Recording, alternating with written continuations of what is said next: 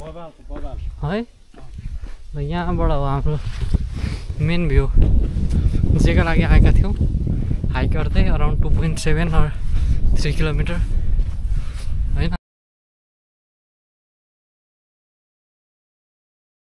rock डन्डरतिर जाँदैछ अहिले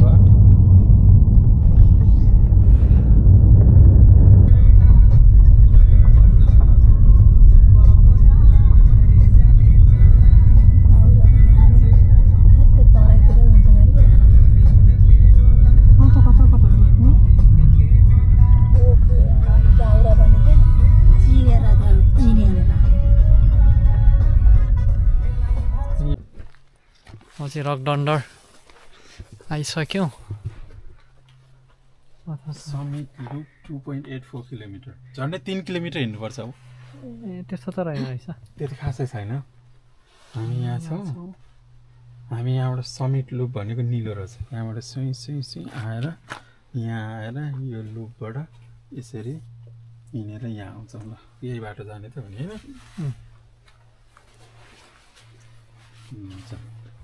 यताबाट हो ल यताबाट गएर यताबाट निस्किन्छ गाडी यता पार्क कस्तो दामी देखियो फल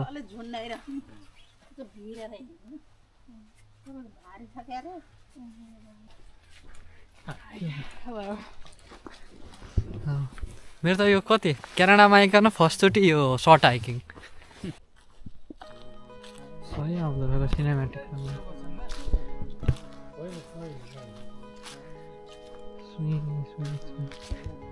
सही आउँछ यहाँ त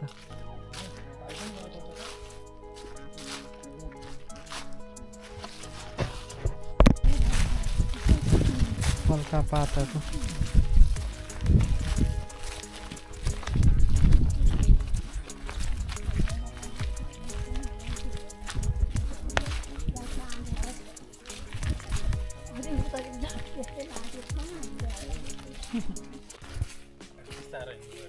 बिस्तारै आउनु आउनु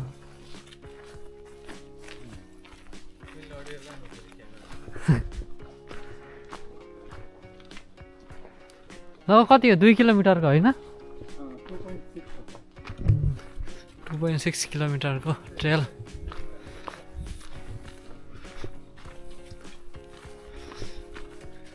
त्यो चाहिँ पनि अहिले फलमा चाहिँ सबै पातहरू चेन्ज हुने रुखको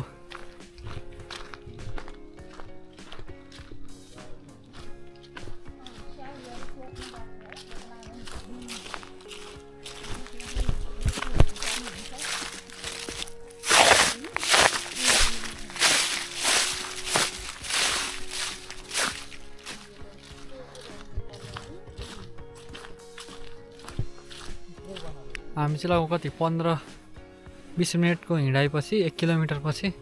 एउटा पोइन्टमा आइपुग्यौँ के हो यो पुरै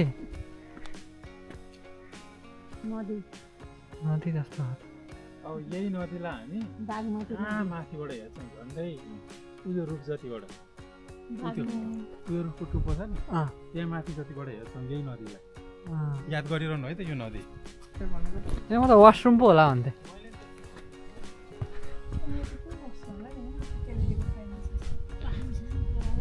जो आउँछन् लेख्छन् होला यहाँनिर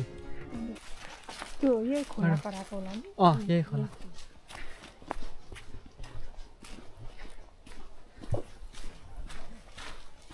अब हामी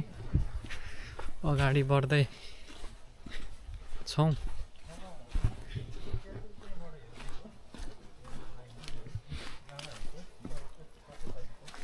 ए यहाँबाट एउटा भ्यू देखिँदो रहेछ नि त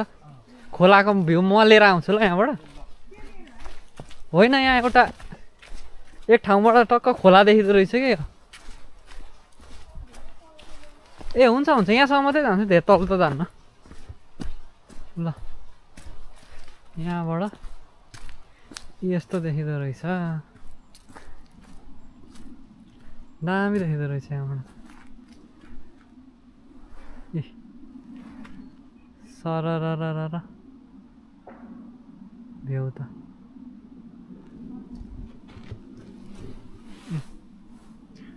पछाडि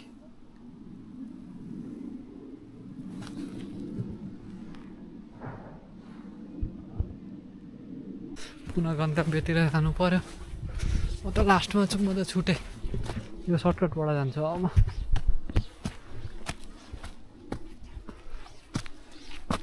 ठ्याक्कै मैले चाहिँ आज हाम्रो ब्याचलरको साथीहरूसँग हाइक गरिन्थ्यो इन्जिनियरिङ पढ्दाखेरि ठ्याक्कै त्यसैको याद आयो यो हाम्रो अन्कै उकालो आउनलाई अब 100 वटा मात्रै उकालो बाँकी छ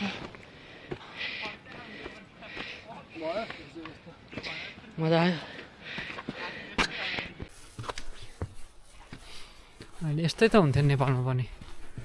तर यहाँको हल्का कलर रुखहरूको पातहरूको हल्का फरक छ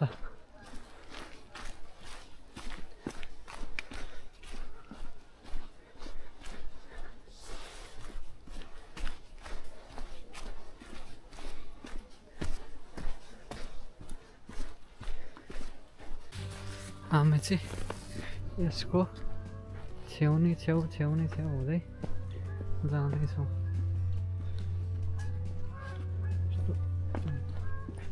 कस्तो सही हो क्या यहाँबाट देखिने भ्यू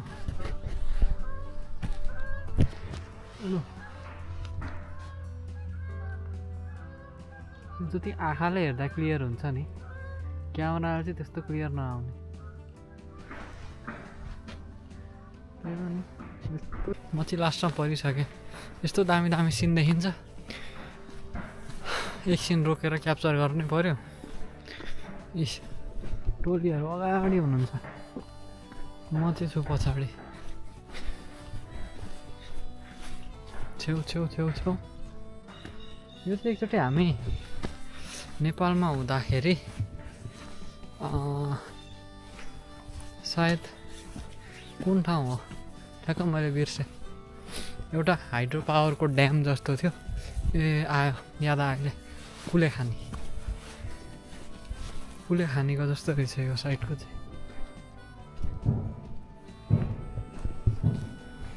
त्यस्तो चिप्लो छ यो ढुङ्गा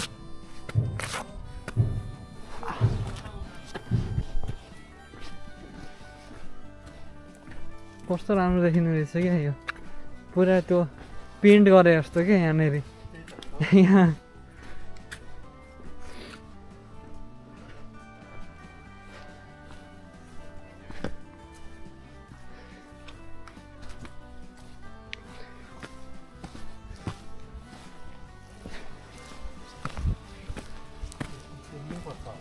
हजुर कुर्नै पर्छ यहाँ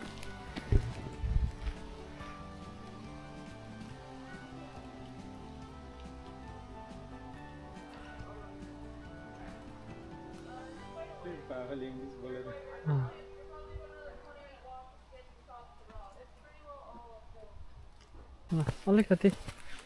च्यालेन्जिङ बाटो चाहिँ भेट्यो है अहिले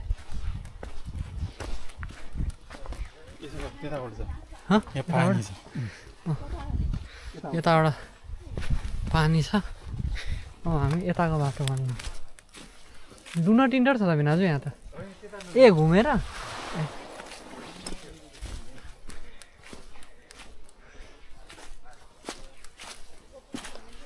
ल यताबाट जाउँ ज्याकेट जोगाउँ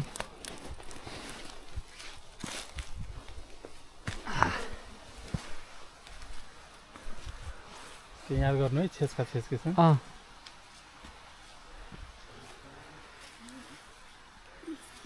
ज्याकेट अड्क्यो ओ टोपी बढी भयो आमा यहाँबाट पनि यो त बवालै देख्यो यो केही होइन अब फेरि हामी एकछिन यहाँ हल्का फोटोसोटो खिचेर फेरि अगाडि बढ्छौँ है हामी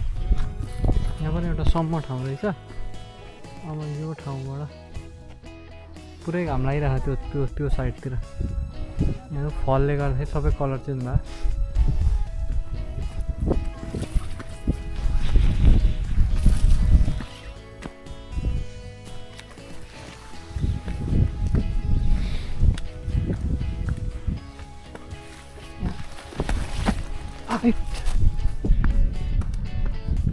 यहाँ पनि छ ए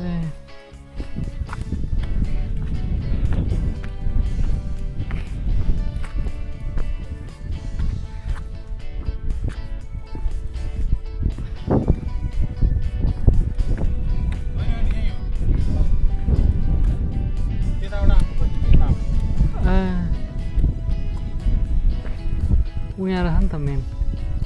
त्यताबाट त्यहाँबाट जे देखिन्छ नि अँ त्यो छक्कै पर्छ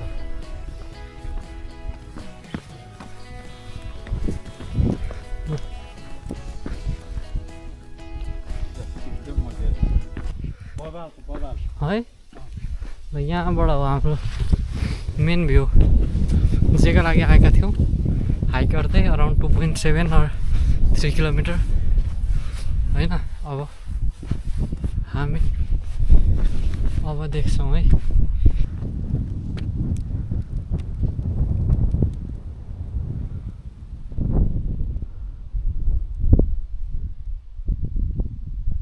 यो सबभन्दा समिट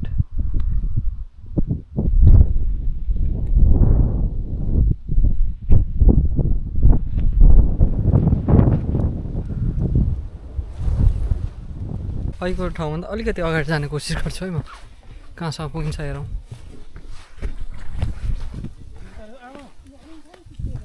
आरामले आरामले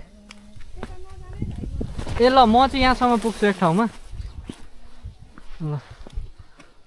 यता फोटोसोटो खिच्दै हुन्छ म चाहिँ अलिकति नजिक जाने कोसिस गर्छु है अनि भ्यू देखाउँछु तपाईँहरूलाई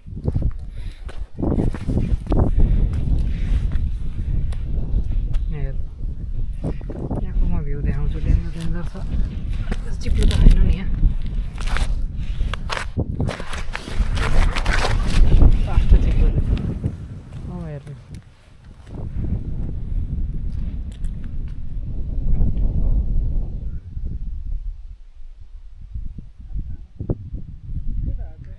आँखाले हेर्दा जस्तो देखिने नदेखिने क्यामेराले म बारम्बार भन्ने गर्छु त्यही पनि जति सकिन्छ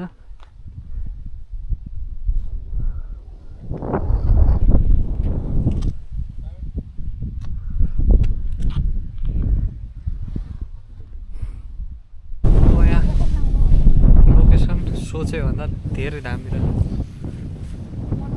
यहाँ खाजा खाने टाइम बस्नु न बस यस्तो खाना पाइन्छ फेरि हो अब यहाँ भाइ राइट सही हो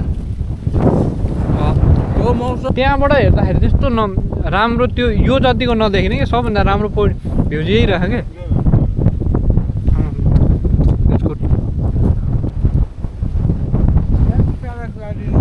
हावा पनि यस्तो बबल चलिरहेको तपाईँले त्यो स्काई डाइभिङ कहाँबाट गर्नुभएको ट्रेनबाट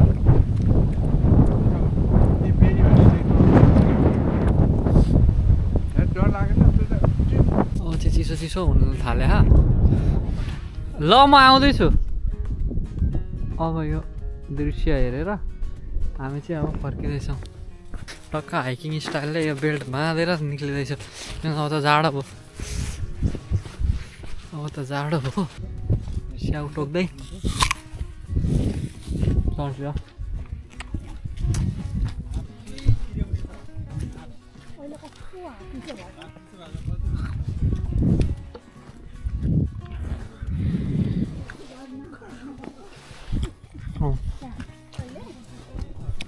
जाँदाखेरि उकालो पर धेरै डिस्टेन्स जस्तो लाग्ने तर आउँदा त म स्याउबाटै खाएको छैन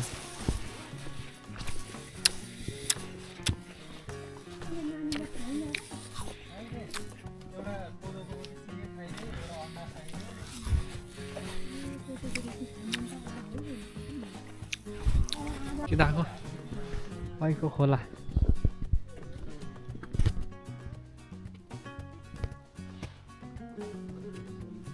पुरा रुख त के हो यो भाँचेको रहेछ मजाले भाँचेको यो रुख त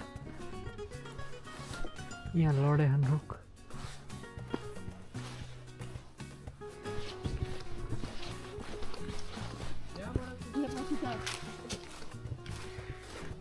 यो त यस्तो खडाङ खुडुङमा होइन सम्ममा हिँड्ने ज्याकेट हो चाहिँ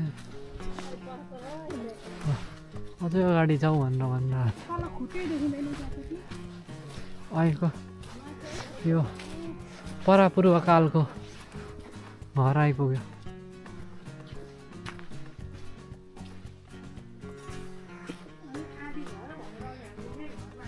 हो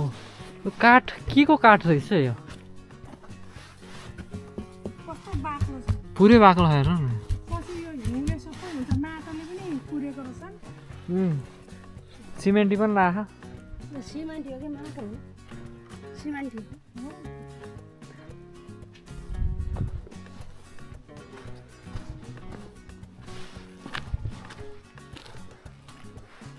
अलिअलि